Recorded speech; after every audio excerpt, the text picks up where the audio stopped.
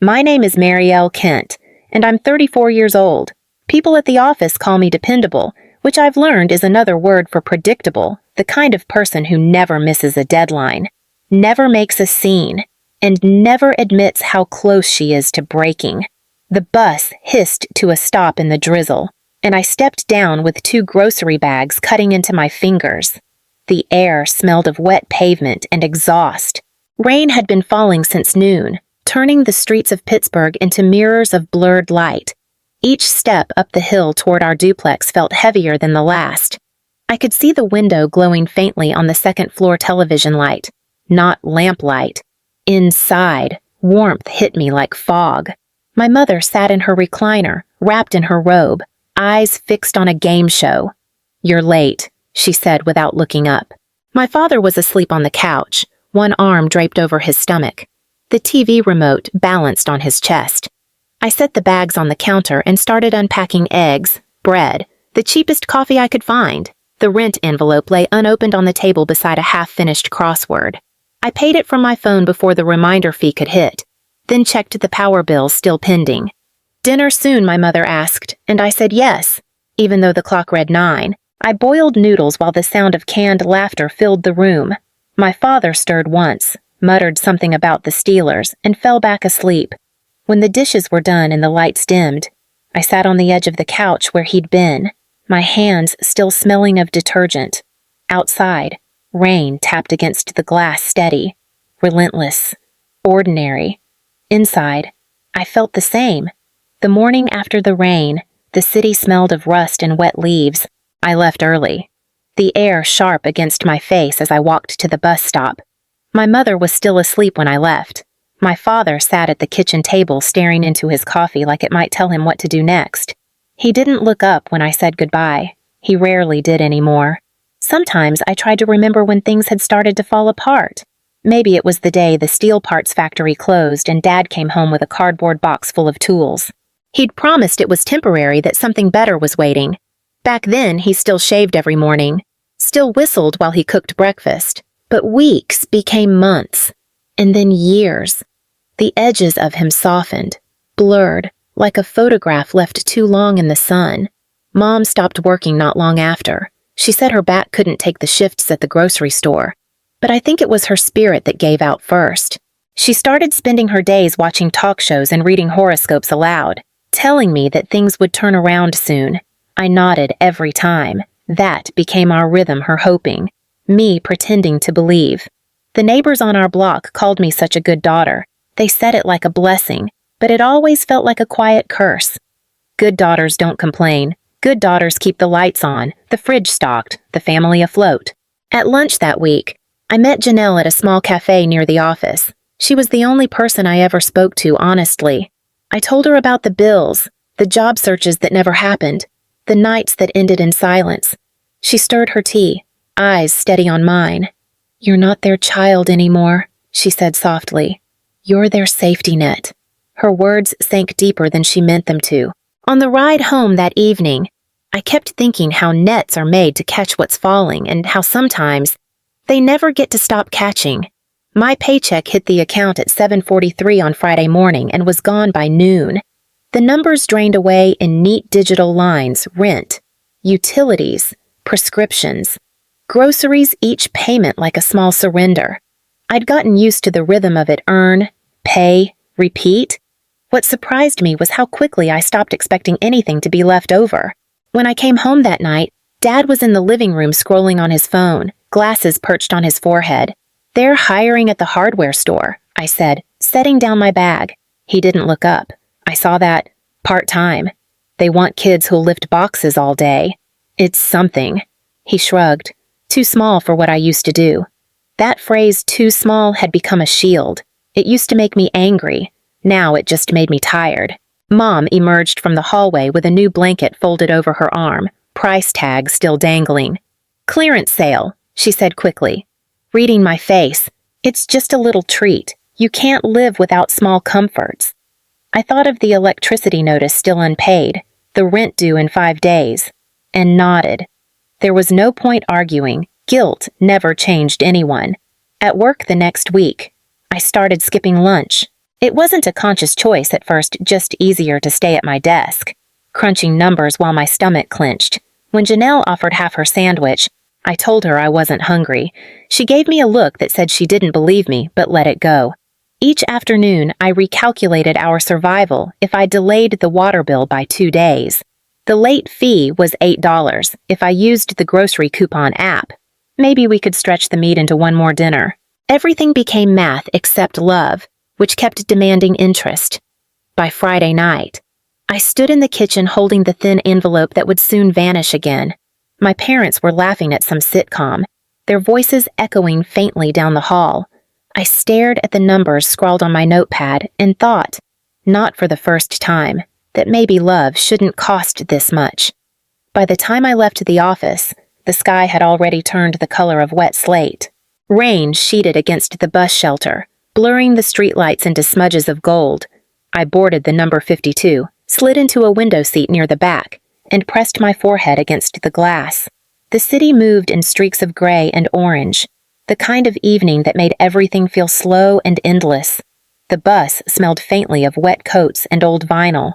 I closed my eyes and counted the stops, picturing the apartment waiting uphill, my mother's slippers by the recliner, my father's voice asking what was for dinner. My body felt like an engine running on fumes, steady only because it didn't know how to stop. Somewhere near Carson Street, a man's voice broke through the hum of the engine. He was sitting 2 rows ahead, speaking softly into his phone. "Hey, sweetheart," he said, his tone low, apologetic. "I know I promised we'd take that trip next month. I'm sorry it'll have to wait. You've carried so much of the load lately. I'll make it up to you." There was a pause, then a small laugh.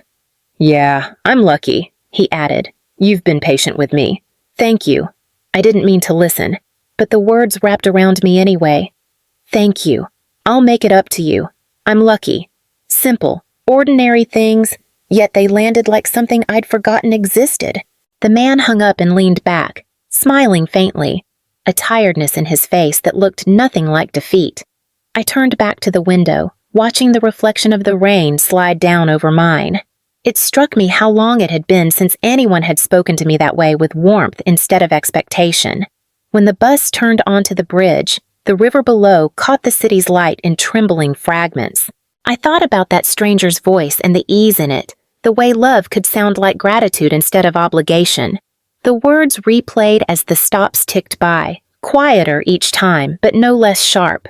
By the time the driver called my street, the echo had already settled somewhere I couldn't quite reach. The morning broke pale and heavy, the kind of gray that seemed to flatten everything beneath it. I woke before my alarm, heart racing for no reason I could name. In the kitchen, the sink was already stacked with dishes, the coffee canister empty. My mother's slippers sat in the same spot as last night.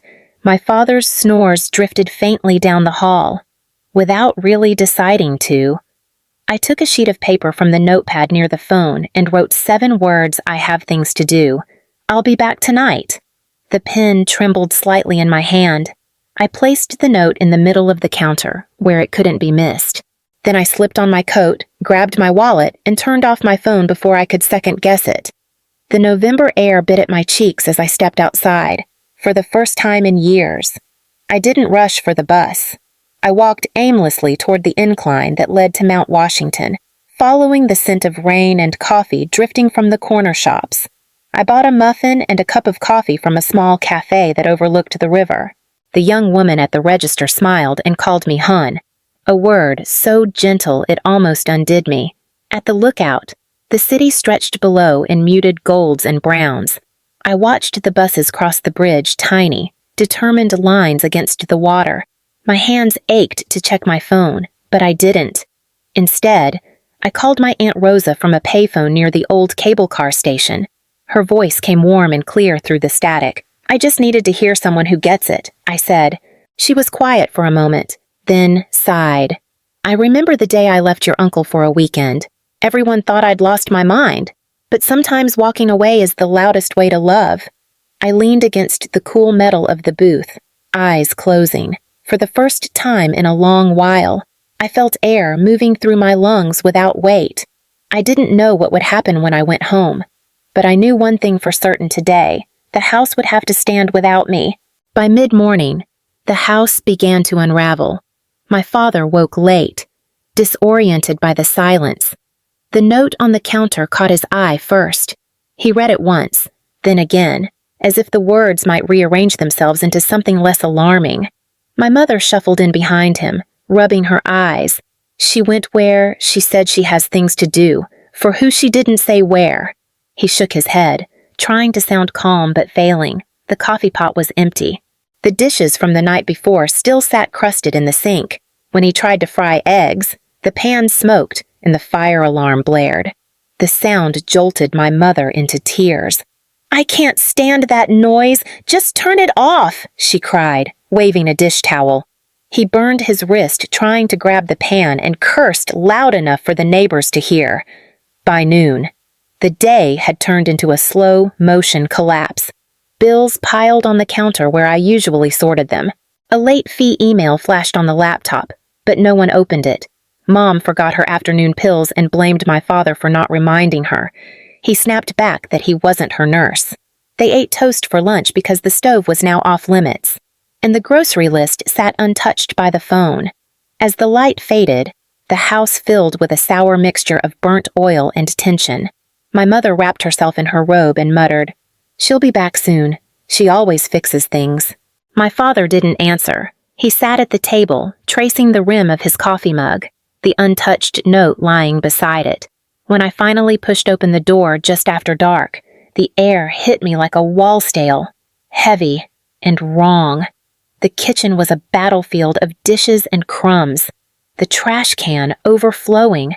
My mother's face was blotchy from crying. My father looked older than I remembered. No one spoke. I hung up my coat, set down my keys, and simply looked around. The silence was thick, but beneath it I heard something shift, a small, stunned awareness of everything I carried that no one had ever seen until now. We didn't speak for most of the next day. My mother moved through the house like someone afraid of waking something fragile, and my father spent hours on the porch smoking cigarettes he wasn't supposed to have. I went about my usual chores, laundry, dishes, sorting the mail, but slower this time, letting the weight of it linger where they could see, after dinner, when the TV flickered in the background and the air smelled faintly of detergent and leftover soup. I sat down at the kitchen table. "We need to talk," I said. My father sighed, already bracing for the conversation. My mother's eyes darted between us. I kept my voice steady. "I can't keep doing this alone. It's been years. The bills, the food, the medications, it's all me. You have 1 month to find work or start contributing in another way. If not, I'll move out." The words hung there, cold and absolute. My mother's lip trembled. "Move out? You'd really leave us?"